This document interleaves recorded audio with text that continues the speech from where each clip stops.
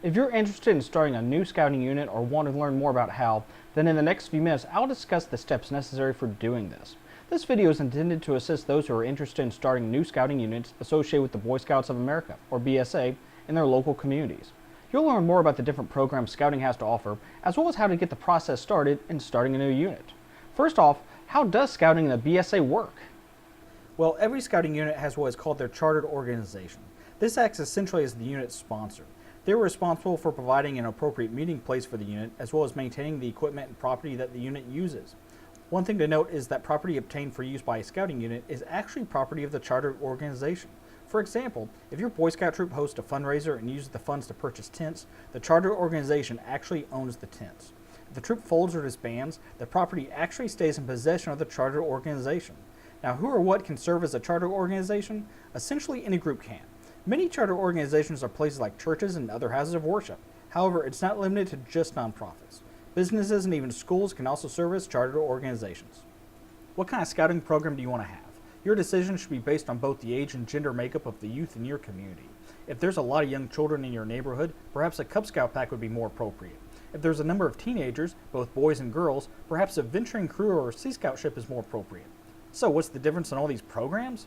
Well, Cub Scouts is for boys in grades 1st through 5th and ages 7 through 10. There are some councils that do have a program for kindergartners called Liaison. However, this program is still in the pilot stage as of the release of this video. Announced in late 2017, the Cub Scout program will begin allowing girls into the program starting in 2018. While Cub Scout packs may be co-ed, the various dens in the packs will remain single-gendered, either all boys or all girls. The Cub Scouting program in general is geared more at introducing the youth to ethical decision-making skills centered around the home and family. Many activities are designed to get the parents or guardians involved with their child. Each grade is broken up into various dens. First graders are tiger cubs, second graders are wolves, third graders are bears, fourth graders are webelos, and fifth graders are air of light. If you have older boys aged 11 and up, perhaps a traditional Boy Scout troop would be more appropriate. Beginning in 2019, the addition of a new all-girls troop program will be added. This program is supposed to mirror that of the traditional troop program in terms of merit badges and ranks, including the Eagle Scout rank.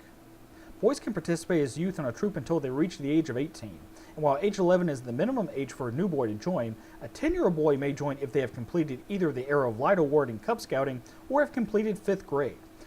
Boy Scout troops operate differently than Cub Scout packs. In packs, the Cub Master and Pack Committee, made up of mainly parents or members of the charter organization, help facilitate the scouting program. They plan and run the meetings and activities. In a Boy Scout troop, the Scout Master and Troop Committee take on a different role.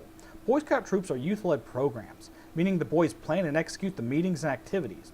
Adults are there to advise and consent, not to be in charge.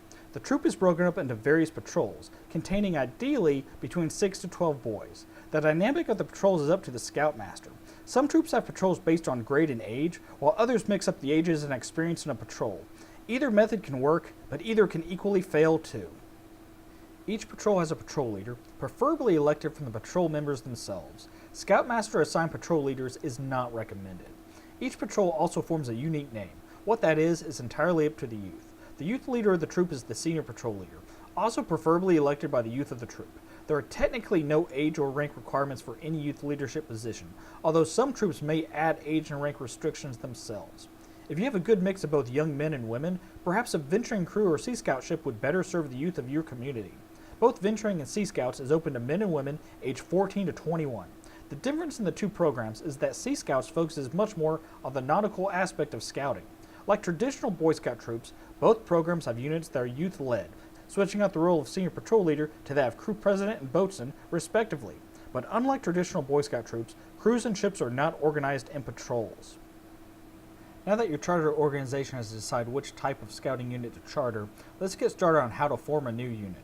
One thing to note is that chartered organizations can and often do charter more than one type of scouting program, such as chartering both a pack and a troop, or a troop and a crew, or even one of each program.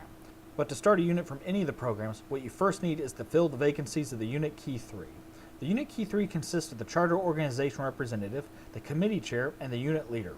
In Cub Scouting packs, the unit leader is the Cub Master, in traditional Boy Scouting troops is the Scout Master, in venturing the Crew Advisor, and in Sea Scouts, the Skipper. The first person who needs to be recruited is the chartered organization representative. This individual's role is to act as a liaison between the unit and the chartered organization. They are a registered member of the unit and even serve on their local council executive board. This individual doesn't necessarily need to have a scouting background, although it doesn't hurt, but they do need to be a member of the chartered organization. Next, you'll need a unit committee chairman. The charter organization representative technically appoints the committee chair and, if necessary, even removes them from office. The committee chair is responsible for recruiting and leading the unit committee, and depending on which scouting program they're associated with, the committee's role as a whole varies. The committee for a Cub Scout Pack is typically much more involved in interacting with the youth than the committees of Boy Scout troops, venturing crews, and Sea Scout ships. The committee's role for these programs is much more behind the scenes, so to speak. This includes setting policy, assisting with the overall program, and even helping with boards of review for ranks. Regardless of which scouting program the unit committee is part of, their responsibilities include ensuring that the adult leaders of the unit have the opportunity to receive the appropriate training, to provide an appropriate meeting place for unit meetings and activities, advising the unit leader on the most current Boy Scout policies and procedures, and overseeing the financial well-being of the unit. The unit leader is the third part of the key three that needs to be recruited. This is the one member of the key three who is best served by someone with at least some experience in scouting. Although in many cases, especially with new units, that's not always an option. The minimum age for serving as any member of the key three is 21, although 18-year-olds may serve as assistant scoutmasters in Boy Scout troops. 21 is the minimum age to serve as an adult leader in venturing and Sea Scouts. In addition, 18-year-olds may only serve a Cub Scout Pack as either an assistant Cub Master or assistant Den Leader. In no other adult positions in a Cub Scout Pack can someone under the age of 21 serve. There is a youth leadership position called Den Chief. This is a youth that either a Boy Scout troop or venturing crew can provide to assist various dens in the pack. After the unit key three have been selected, what's necessary next is to contact your local district executive at the local Boy Scout Council office. This individual is hired by the Boy Scouts to assist any scouting units in their district. There's a new unit application that will need to be completed. In it, you'll be asked who the unit key three will be, as well as who the minimum 3 committee members will be. A minimum of 5 youth are also required to be registered for either a new unit to get established or for an existing unit to renew their charter, something that's done every 12 months. The new unit application will also inquire about the charter organization, who they are, what they are, where they conduct business, and where the proposed scouting unit will meet. A quick note, the address of the charter organization does not have to be the location for scout meetings or activities, although it's not uncommon for the charter organization's address to serve as a place for meetings and activities. For each individual youth and adult registered, a registration fee is required to be paid to the local Boy Scout Council. This fee gets sent straight to the National Council and changes periodically, so be sure to check with your local council about what the current fee is. Also, charter organizations are free to pay the registration fees of any or all members of the unit if it chooses. However, this is not required by the chartered organization. If you've had issues recruiting enough youth to either make up the minimum number to register, or just don't feel like you've got enough to realistically sustain the unit, ask your district executive or district commissioner for assistance with recruiting.